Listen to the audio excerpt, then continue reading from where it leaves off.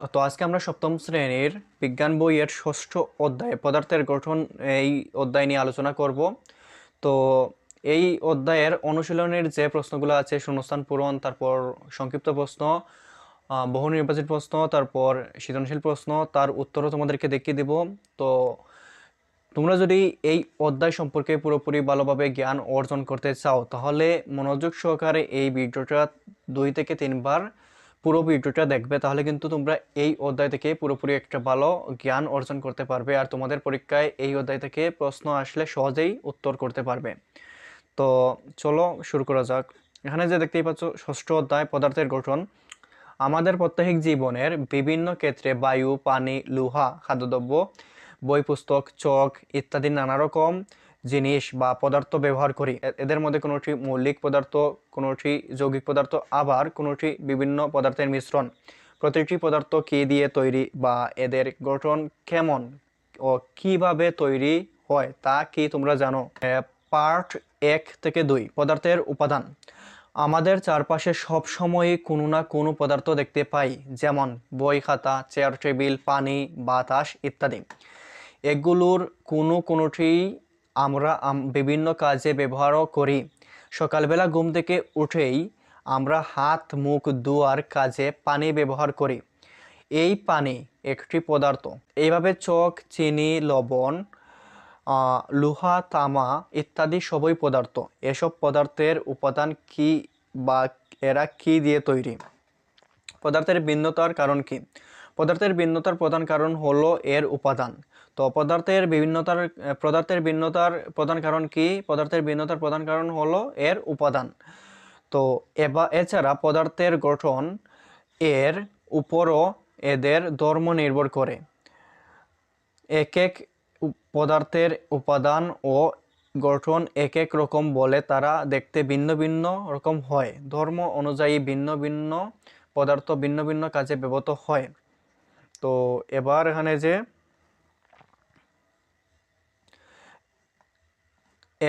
আমাদের বহুল ব্যবহৃত কয়েকটি পদার্থ কি দিয়ে তৈরি তা দেখা যাক। প্রথমে লোহা ও তামার কথাটি ধরি। আমরা লোহা বিভিন্ন কাজে ব্যবহার করি। এক টুকরা লোহা মূলত ছোট ছোট লোহার কণা দিয়ে তৈরি। তামার ক্ষেত্রেও তাই, এটি ছোট ছোট তামার কণা দিয়ে তৈরি। লোহাকে ভাঙলে শুধু লোহারই ক্ষুদ্র ক্ষুদ্র কণা পাওয়া যায়, অর্থাৎ লোহাতে একটি মাত্র উপাদান বিদ্যমান। একইভাবে তামাকে ভাঙলেও শুধু তামারই ক্ষুদ্র ক্ষুদ্র কণা পাওয়া যায় এবং এতেও একটি মাত্র উপাদান বিদ্যমান। তো তারপর এখানে লোহা ও কণার ক্ষুদ্র কণাসমূহ নিম্নলিখিত সজ্জায় রয়েছে। তো এবার এখানে লোহা ও তামার মতো যে সকল পদার্থ একটি মাত্র উপাদান দিয়ে তৈরি তাদেরকে আমরা বলি মৌলিক পদার্থ। তো মৌলিক পদার্থ কাকে বলে? লোহা ও তামার মতো যে সকল পদার্থ একটি মাত্র উপাদান দিয়ে তৈরি তাদেরকে আমরা বলি মৌলিক পদার্থ। লোহা ও তামার মতো আমাদের পরিচিত হাইড্রোজেন ও অক্সিজেন একটি করে উপাদান দিয়ে তৈরি এবং এরাও মৌলিক পদার্থ। আমাদের দৈনন্দিন জীবনে দুটি অত্যাবশ্যকীয় পদার্থ হলো লবণ ও চিনি। লবণ হলো সোডিয়াম ও ক্লোরিন নামের দুই রকম উপাদান দিয়ে তৈরি করা একটি পদার্থ। তো লবণ কি কি দিয়ে তৈরি তৈরি করা পদার্থ? সোডিয়াম ও ক্লোরিন নামের দুই রকম পদার্থ দিয়ে তৈরি করা। আর চিনি কত রকম পদার্থ দিয়ে তৈরি করা? আর চিনি হলো কার্বন, হাইড্রোজেন ও অক্সিজেন নামের 3টি ভিন্ন উপাদান দিয়ে তৈরি।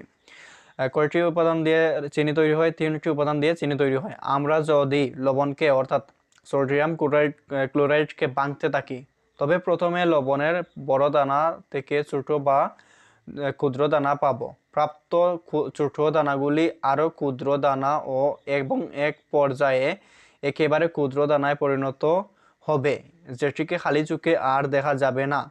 যদি এটি লবণের অতি ক্ষুদ্রতম অংশ, যেখানে একটি মাত্র সোডিয়াম ক্লোরাইড আছে, এই অংশ ভাঙলে তা দুটি ভাগে বিভক্ত হয়ে সোডিয়াম ও ক্লোরিন হয়ে যায়, অর্থাৎ দুটি ভিন্ন উপাদান পাওয়া যায়। তো এখানে যে সাধারণ লবণ দেখতে পাচ্ছ, তারপর তোমাদের একইভাবে চিনিকে ভাঙলে শেষ পর্যন্ত কার্বন, হাইড্রোজেন ও অক্সিজেন এই 3টি উপাদান বা মৌলিক পদার্থ পাওয়া যাবে।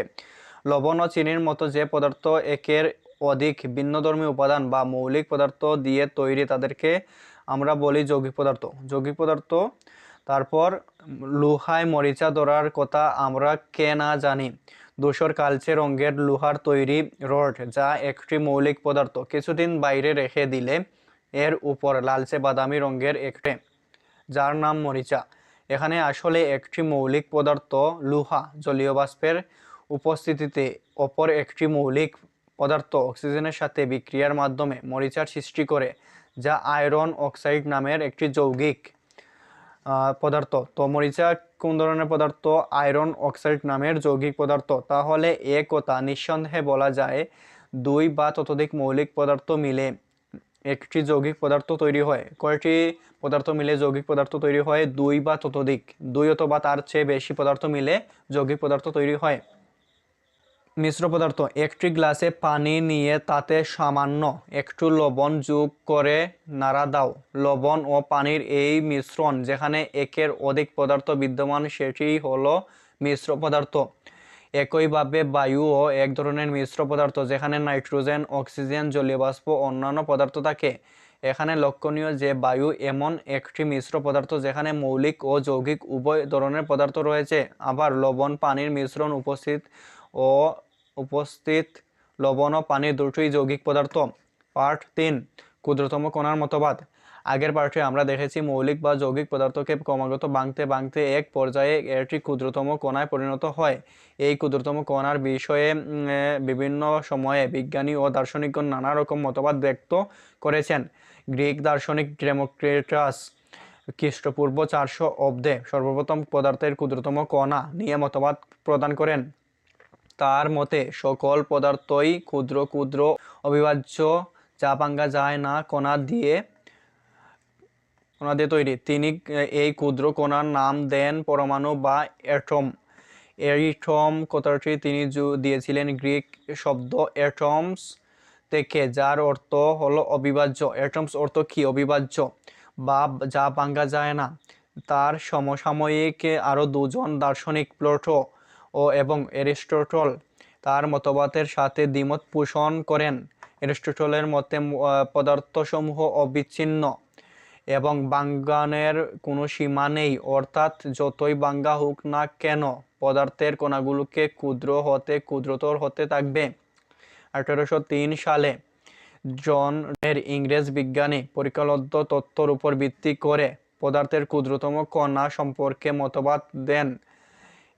তার এই মতবাদ ডাল্টনের পরমাণুর নামেই পরিচিত। ডাল্টনের মতে এক মৌলিক পদার্থসমূহ পরমাণুর নামক ক্ষুদ্র ক্ষুদ্র কণা দিয়ে গঠিত। তারপর আছে 2, একটি মৌলের বা মৌলিক পদার্থের সকল পরমাণু একই রকম। একটি মৌলের সকল পরমাণুর আকার, ভর ও রাসায়নিক ধর্ম একই। 3, একই মৌলের পরমাণু সমূহ অপর মৌলের পরমাণু সমূহ হতে ভিন্ন রকম, অর্থাৎ ভিন্ন ভিন্ন মৌলের পরমাণুর আকার, ভর ও ভিন্ন ধর্ম ও ভিন্ন ভিন্ন। 4, যৌগিক পদার্থসমূহ একের অধিক মৌলিক পদার্থ দিয়ে গঠিত। বিভিন্ন মৌলের পরমাণু সহ সরল অনুতাপে যুক্ত হয়ে যৌগিক পদার্থ বা যৌগ তৈরি করে। 5, একটি রাসায়নিক বিক্রিয়ার পরমাণুসমূহের সৃষ্টি বা ধ্বংস হয় না, শুধু একে অপরের সাথে যুক্ত হয় বা একে অন্য থেকে আলাদা হয়। তারপর পার্ট 4 থেকে 5, পরমাণু ও অণু। আমরা ডাল্টনের মতবাদ থেকে জানলাম যে পদার্থ ক্ষুদ্র ক্ষুদ্র কণা দিয়ে গঠিত। ক্ষুদ্র কণাদেরকে পরমাণু বলা হয়। তবে পরমাণু সাধারণত স্বাধীন বা মুক্ত অবস্থায় থাকতে পারে না। এরা অন্যর সাথে যুক্ত হয়ে অণু গঠন করে। অণু মুক্ত অবস্থায় থাকতে পারে। মৌলিক পদার্থের বেলায় শুধু ওই পদার্থের পরমাণুরা যুক্ত হয়ে অণু গঠন করে, যেমন 2টি অক্সিজেন পরমাণু যুক্ত হয়ে একটি অক্সিজেন পরমাণু গঠন করে। তারপর এখানে যে দেখতে পাচ্ছ, অন্যভাবে বলা যায় অক্সিজেন নামের মৌলিক পদার্থ ক্ষুদ্র ক্ষুদ্র অণু দ্বারা গঠিত। আবার অক্সিজেন একটি অণুকে ভাঙলে অক্সিজেনের 2টি পরমাণু পাওয়া যাবে। এবার একটি যৌগিক পদার্থ যেমন পানির কথা বিবেচনা করি। পানির পাত্রে কয়েক ফোঁটা পানি নিয়ে একে ক্ষুদ্র ক্ষুদ্র অংশে ভাগ করতে থাকি। ধরা যাক এক পর্যায়ে আমরা ছোট্ট এক ফোঁটা পানি পাবো। সেই এক ফোঁটা পানি ও অসংখ্য কণার সমষ্টি। এক পর্যায়ে হয়তো আমরা একটি মাত্র পানির কণা পাবো, যে কণাতে পানির বৈশিষ্ট্য বজায় থাকে। ক্ষুদ্র এই কণাটি হলো পানির অণু। পানির একটি অণু মুক্ত অবস্থায় থাকতে পারে।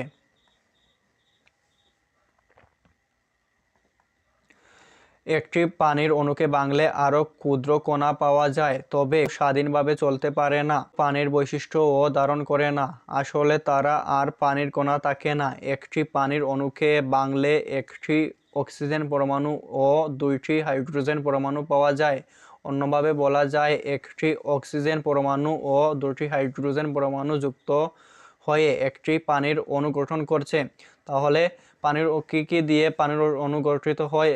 একটি অক্সিজেন পরমাণু এবং দুইটি হাইড্রোজেন পরমাণু দিয়ে পানি গঠিত হয়। তাহলে পরমাণু ও অণুর পার্থক্য ও সম্পর্ক বোঝা গেল। পরমাণু নামক ক্ষুদ্র কণা দ্বারা পদার্থ গঠিত। পদার্থ কি দিয়ে গঠিত? পরমাণু নামক ক্ষুদ্র কণা দ্বারা পদার্থ গঠিত। এরা স্বাধীন অবস্থায় থাকতে পারে না। কোনটি স্বাধীন অবস্থায় থাকতে পারে না? পরমাণু। দুই বা ততোধিক পরমাণু মিলে অণু গঠন করে। অণু কি দ্বারা গঠিত হয়? দুই বা ততোধিক পরমাণু মিলে অণু গঠিত হয়। একই ধরনের পরমাণু মিলে মৌলিক পদার্থের অণু গঠন করে। আর দুই বা ততোধিক পদার্থের পরমাণু মিলে যৌগিক পদার্থের অণু গঠন করে। অণু স্বাধীনভাবে থাকতে পারে। তারপর পার্ট 6, পরমাণু ও প্রতীক।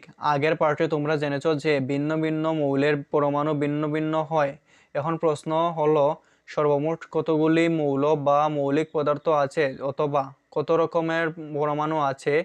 এ পর্যন্ত 118টি মৌলিক পদার্থ আবিষ্কৃত হয়েছে। এ পর্যন্ত কতটি মৌলিক পদার্থ আবিষ্কৃত হয়েছে? 118টি মৌলিক পদার্থ আবিষ্কৃত হয়েছে, যার মধ্যে 98টি প্রকৃতিতে পাওয়া যায়। যার মধ্যে 118টির মধ্যে 98টি প্রকৃতিতে পাওয়া যায়। 20টি কৃত্রিমভাবে তৈরি মৌলিক পদার্থ, আর বাকি 20টি কৃত্রিমভাবে তৈরি করা হয়েছে। প্রতিটি মৌলের পদার্থের একটি নাম আছে, আর এদেরকে সংক্ষিপ্ত ও সুবিধাজনকভাবে প্রকাশের জন্যই আমরা প্রতিটির জন্য আলাদা প্রতীক ব্যবহার করি। সাধারণত মৌলের ল্যাটিন, গ্রিক বা ইংরেজি নামের একটি বা দুটি অক্ষর দ্বারা প্রকাশ করা হয়। একটি অক্ষর দিয়ে প্রকাশিত প্রতীকের ক্ষেত্রে সর্বদাই বড় হাতের অক্ষর, আর দুটি অক্ষর দিয়ে প্রকাশিত প্রতীকের ক্ষেত্রে প্রথমটি বড় হাতের অক্ষর এবং পরেরটি ছোট হাতের অক্ষর হয়। নিচে কয়েকটি পরমাণুর প্রতীক ও তাদের ইংরেজি, গ্রিক বা ল্যাটিন নাম দেওয়া হলো। এখানে যে দেখতেই পাচ্ছ, হাইড্রোজেনের H hydrogen, helium He helium, lithium Li lithium, beryllium Be beryllium. তো তোমরা এগুলো দেখে নিও। তারপর এখন হচ্ছে পার্ট 7 ও 8, অণু ও সংকেত। আমরা শিখেছি যে দুই বা ততোধিক পরমাণু একত্রে যুক্ত হয়ে অণু তৈরি করে। একটি অণুতে কি কি পরমাণু আছে সেটা জানা যায় সংকেত থেকে। আসলে অণুর সংক্ষিপ্ত প্রকাশই হলো সংকেত। সংকেত কি? অণুর সংক্ষিপ্ত প্রকাশই হলো সংকেত। একটি অণু যে মৌলের পরমাণু দিয়ে গঠিত, সেসব মৌলের প্রতীক দিয়ে সংকেত লেখা হয়। আমরা এখন সংকেত লেখার নিয়ম ও সংকেত থেকে কি বোঝা যায় সে সম্পর্কে জানব। মৌলিক পদার্থের সংকেত। কঠিন বা তরল মৌলিক পদার্থের ক্ষেত্রে সাধারণত দেখা যায় অনেক পরমাণু একসাথে থাকে, কোনো অণু গঠন করে না। তাই এ ধরনের মৌলিকের ক্ষেত্রে অণুর সংকেত লেখা হয় না, যেমন সোডিয়াম, লোহা, কপার ইত্যাদি। তবে গ্যাসীয় মৌলসমূহের ক্ষেত্রে সাধারণত দুটি পরমাণু যুক্ত হয়ে অণু গঠন করে, এজন্য তাদের সংকেত লেখা হয় প্রতীকের নিচে ডান পাশে ছোট করে 2 লিখে, যেমন অক্সিজেনের সংকেত O2, নাইট্রোজেনের সংকেত N2। তবে কিছু কিছু তরল ও কঠিন মৌলের ক্ষেত্রে দুটি পরমাণু যুক্ত হয়ে অণু গঠন করে, তাদেরও সংকেত লেখা হয় প্রতীকের নিচে ডান পাশে ছোট করে 2 লিখে, যেমন ব্রোমিন তরল এর সংকেত Br2। নিচে কিছু মৌলের সংকেত দেওয়া হলো, এখানে যে দেখতেই পাচ্ছ মৌলের সংকেত দেওয়া হয়েছে, তোমরা এগুলো পড়ে নিতে পারো আর মুখস্থ করতে হবে এগুলো। আচ্ছা, তারপর এখানে যে দেখতে পাচ্ছ যৌগিক পদার্থের সংকেত। যৌগিক পদার্থের সংকেত থেকে বোঝা যায় যৌগিকটি কি কি মৌলিক বা পরমাণুগুচ্ছ দিয়ে এবং কি অনুপাতে তৈরি। যেমন পানির সংকেত H2O থেকে বোঝা যায় একটি পানির অণু দুটি হাইড্রোজেন পরমাণু ও একটি অক্সিজেন পরমাণু থেকে তৈরি। নিচের চক থেকে আমরা দেখব কিভাবে সংকেত থেকে বোঝা যায় যৌগটি কি কি দিয়ে তৈরি। এখানে যে দেখতেই পাচ্ছ যৌগের বৈশিষ্ট্য, সংকেত, নাম, যে মৌলের ও পরমাণুগুচ্ছ দিয়ে তৈরি। ধাতুর সাথে একটি অধাতু যুক্ত হলে যৌগের নামের শেষে আইড থাকে, যেমন NaCl, যেমন সোডিয়াম ক্লোরাইড, এখানে সোডিয়াম ও ক্লোরিন। তারপর এখানে ক্যালসিয়াম অক্সাইড, এই যে ক্যালসিয়াম ও অক্সিজেন, এরকম ধাতু ও ধাতুর সঙ্গে মিশ্রিত থাকলে অক্সাইড ইডি যুক্ত থাকে। এখানে এটি বোঝানো হয়েছে একটি অধাতু কয়েকটি অক্সিজেন মিলে একটি পরমাণুগুচ্ছ তৈরি করে যা একটিমাত্র পরমাণুর মতো কাজ করে। ওই পরমাণুগুচ্ছ ধাতুর সাথে যুক্ত হয়ে যৌগ গঠন করলে তাদের নামের শেষে আইড বা ইট থাকে, যেমন CaSO4। পরমাণুর কথা, পরমাণু আকারে খুবই ছোট, এতই ছোট যে খালি চোখে এদের দেখা যায় না, এমনি কি সাধারণ মাইক্রোস্কোপ যন্ত্রের সাহায্যেও না, তবে ইলেকট্রন মাইক্রোস্কোপের সাহায্যে পরমাণু দেখা যেতে পারে। এখানে উল্লেখ্য যে ইলেকট্রন মাইক্রোস্কোপের মাধ্যমে কোনো জিনিসকে তার আকারের তুলনায় কয়েক মিলিয়ন গুণ বড় দেখা যায়। এখন প্রশ্ন হলো, এত ছোট পরমাণুকে ভেঙে আর ক্ষুদ্রতর কোনো কণা পাওয়া যায়? ডাল্টনের পরমাণুবাদ অনুযায়ী পরমাণু অবিভাজ্য, অর্থাৎ একে আর ভাঙা যায় না। ডাল্টনের এই মতটি অনেক দিন পর্যন্ত সবাই সমর্থন করলেও এখন এটি প্রমাণিত সত্য যে পরমাণুকে ভেঙে আরও ক্ষুদ্র কণায় পরিণত করা যায়। পরমাণু ভেঙে মূলত যে তিনটি কণা পাওয়া যায় তা হলো ইলেকট্রন, প্রোটন ও নিউট্রন। পরমাণু ভেঙে কয়টি কণা পাওয়া যায়? তিনটি কণা পাওয়া যায়। কি কি? ইলেকট্রন, প্রোটন ও নিউট্রন।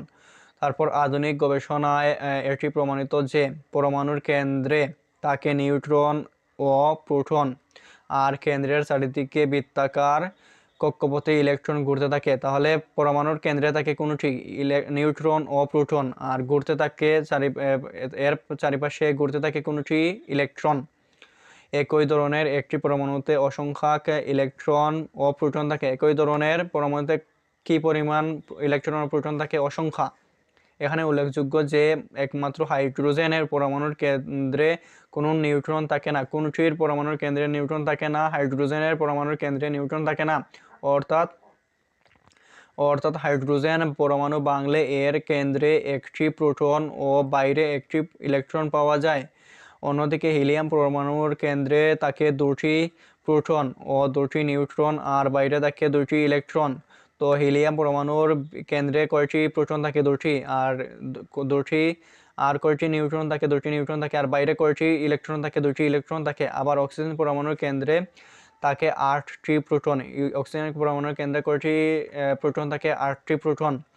আর কয়টি নিউট্রন থাকে? 8টি নিউট্রন থাকে। বাইরে থাকে 8টি ইলেকট্রন। তো এখানে যে দেখতেই পাচ্ছ ইলেকট্রন, হাইড্রোজেন, হিলিয়াম, অক্সিজেন। তারপর পার্ট 10-11 সার্বজনীন দ্রাবক হিসেবে পানির ব্যবহার। ষষ্ঠ শ্রেণীতে তোমরা জেনেছো যে পানি একটি সার্বজনীন দ্রাবক।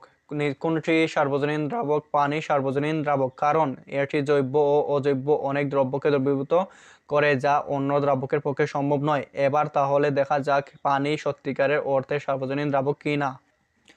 এখানে যে কাজ, সার্বজনীন দ্রাবক হিসেবে পানির ব্যবহার প্রদর্শন। প্রয়োজনীয় উপকরণ: পানি, টেস্ট টিউব, নানা রকম পদার্থ যেমন খাবার লবণ, খাবার সোডা, টেস্টিং সল্ট, বিট লবণ, ফিটকিরি, চিনি, vinegar, spirit, vitamin C tablet, glucose ইত্যাদি। পদ্ধতি: টেস্ট টিউবে 5 মিলিমিটারের মতো পানি নাও, কিছু খাবার লবণ যোগ করে ভালোভাবে ঝাঁকাও। লবণ কি দ্রবীভূত হয়ে গেল? হ্যাঁ, ঠিক তাই। একইভাবে একে একে উপরের উল্লেখিত প্রতিটি দ্রব্য নিয়ে দেখো এরা পানিতে দ্রবীভূত হয় কি না।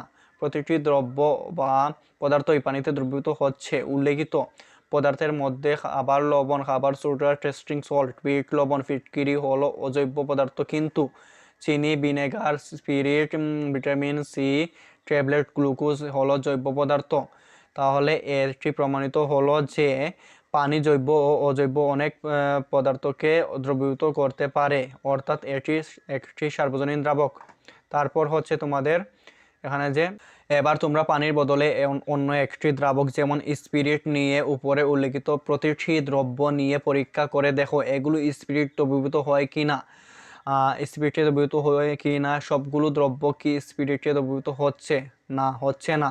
পানি ছাড়া বেশিরভাগ দ্রাবকই যেমন স্পিরিট কম সংখ্যক দ্রবকে দ্রবীভূত করে, তাই সেগুলো সার্বজনীন দ্রাবক নয়।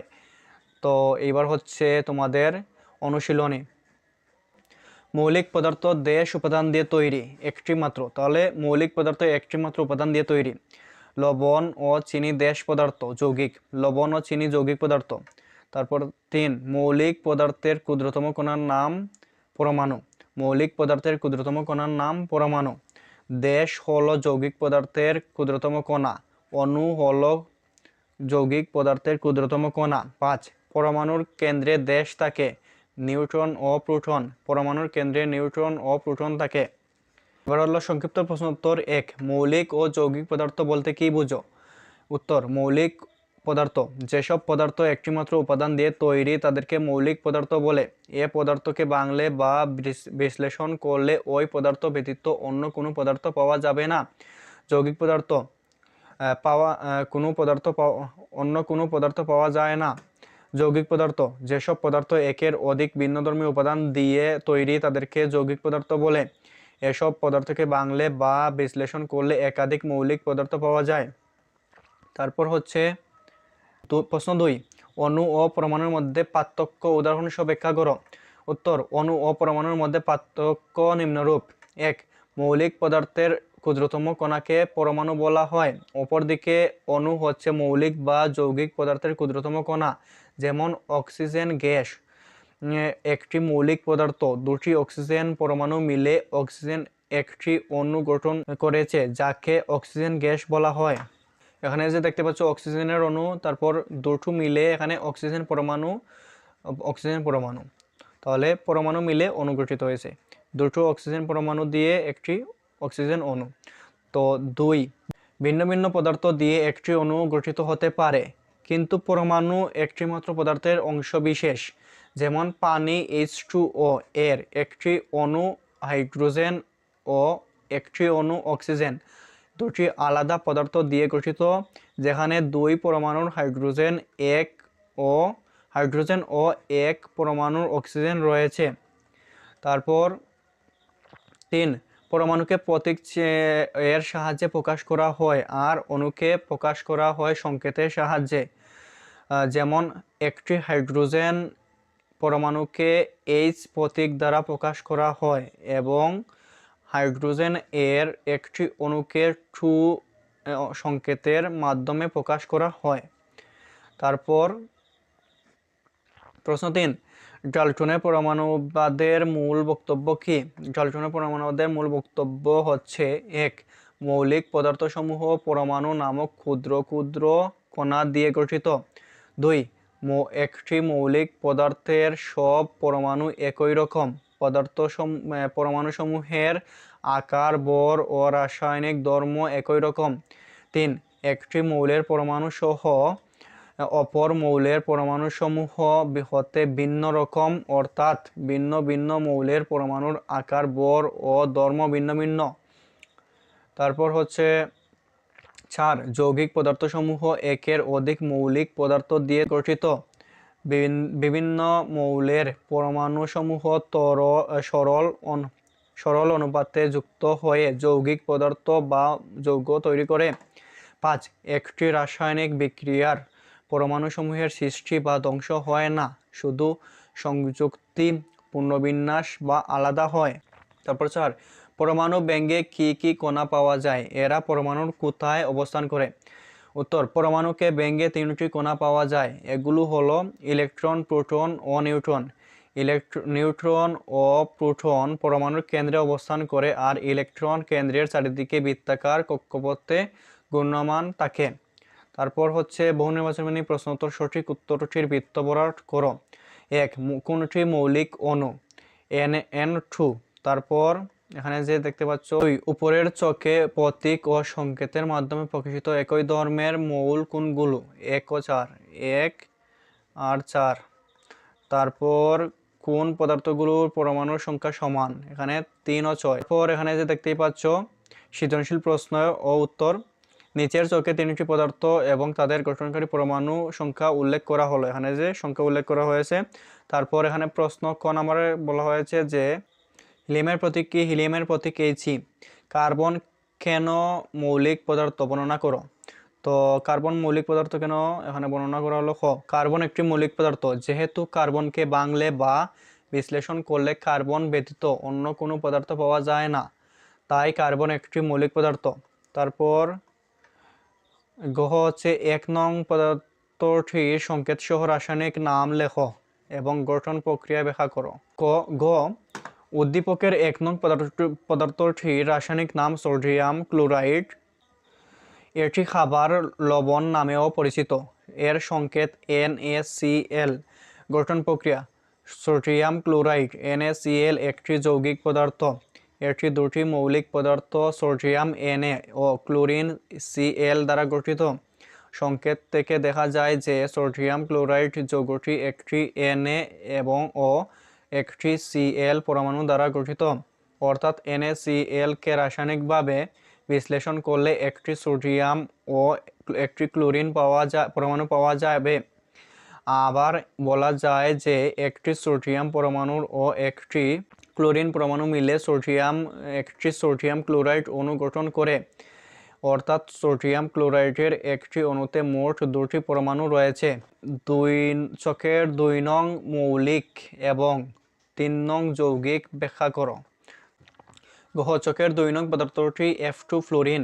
ফ্লোরিন মৌলিক পদার্থ, কারণ ফ্লোরিন F2 কে ভাঙলে বা বিশ্লেষণ করলে ফ্লোরিন ব্যতীত অন্য কোনো পদার্থ পাওয়া যায় না। আবার চকের 3 নং পদার্থটি একটি C কার্বন ও 2টি O অক্সিজেন পরমাণু দ্বারা তৈরি একটি যৌগিক পদার্থ CO2 কার্বন ডাই অক্সাইড। যৌগিকটিকে ভাঙলে বা বিশ্লেষণ করলে 2টি অক্সিজেন পরমাণু এবং একটি কার্বন পরমাণু পাওয়া যায়। আমরা জানি যে পদার্থকে ভাঙলে বা বিশ্লেষণ করলে একাধিক পদার্থ পাওয়া যায়, সেই পদার্থটি যৌগিক পদার্থ, তাই CO2 কার্বন ডাই অক্সাইড একটি যৌগিক পদার্থ। তারপর এখানে চিত্র 2, এখানে প্রশ্ন 2, নিচের চিত্রটি লক্ষ্য করো। এখানে চিত্রটি লক্ষ্য করার কথা বলা হয়েছে। ক, পরমাণু কি? পরমাণু হলো ইলেকট্রন, প্রোটন ও নিউট্রন দ্বারা গঠিত অতি ক্ষুদ্র কণা। তারপর ও এবং O2 এর মধ্যে পার্থক্য কি? তো ও হচ্ছে অক্সিজেনের একটি পরমাণু আর O2 হচ্ছে অক্সিজেনের একটি অণু যা 2টি পরমাণুর সমন্বয়ে গঠিত। তারপর ও সরাসরি রাসায়নিক বিক্রিয়ায় অংশগ্রহণ করতে পারে, O2 সরাসরি রাসায়নিক বিক্রিয়ায় অংশগ্রহণ করতে পারে না। এখানে যে দ্বিতীয় কক্ষপথে যে কয়েকটি ইলেকট্রন থাকবে তা বসিয়ে চিত্রটি আঁকো। এখানে দ্বিতীয় কক্ষপথে, তো এবার তোমরা কিভাবে এইটা আঁকবে? এখানে যে দেখতে পাচ্ছ দ্বিতীয় কক্ষপথে যে কয়েকটি ইলেকট্রন থাকবে তা বসিয়ে নিচে চিত্রটি আঁকা হলো। এখানে যে এভাবে এঁকে নিলে হয়ে যাবে। বলা হয়েছে তোমার আঁকা চিত্রটির সপক্ষে যুক্তি দাও। আমার আঁকা চিত্রটির সপক্ষে যুক্তি নিচে দেওয়া হলো। 1, পরমাণুর নিউক্লিয়াসে যতটি প্রোটন থাকে তার সমান সংখ্যক ইলেকট্রন থাকে। যেহেতু পরমাণুটিতে 6টি প্রোটন রয়েছে তাই ইলেকট্রন সংখ্যাও হবে 6। 2, পরমাণুর কক্ষপথে বা শক্তিস্তরে ইলেকট্রনসমূহ 2n2+ সূত্র অনুসরণ করে বিন্যস্ত থাকে, যেখানে n শক্তি স্তর বা কক্ষপথ সংখ্যা। সে হিসেবে প্রথম শক্তি স্তরে 2টি m এবং দ্বিতীয় শক্তি স্তরে 8টি ইলেকট্রন থাকার কথা। সেহেতু এখানে মোট ইলেকট্রন সংখ্যা 6 এবং প্রথম কক্ষপথে 2টি ইলেকট্রন রয়েছে, তাই দ্বিতীয় কক্ষপথে ইলেকট্রন থাকবে 6 - 2 3 বা 4টি। 3 প্রোটন ধনাত্মক চার্জযুক্ত এবং ইলেকট্রন ঋণাত্মক চার্জযুক্ত। এক্ষেত্রে প্রোটন ও ইলেকট্রন সংখ্যা সমান হওয়ায় পরমাণুর নিউক্লিয়াস চার্জ নিরপেক্ষ। মৌলটির ভর সংখ্যা প্রোটন সংখ্যা প্লাস নিউট্রন সংখ্যা 6 + 6 12।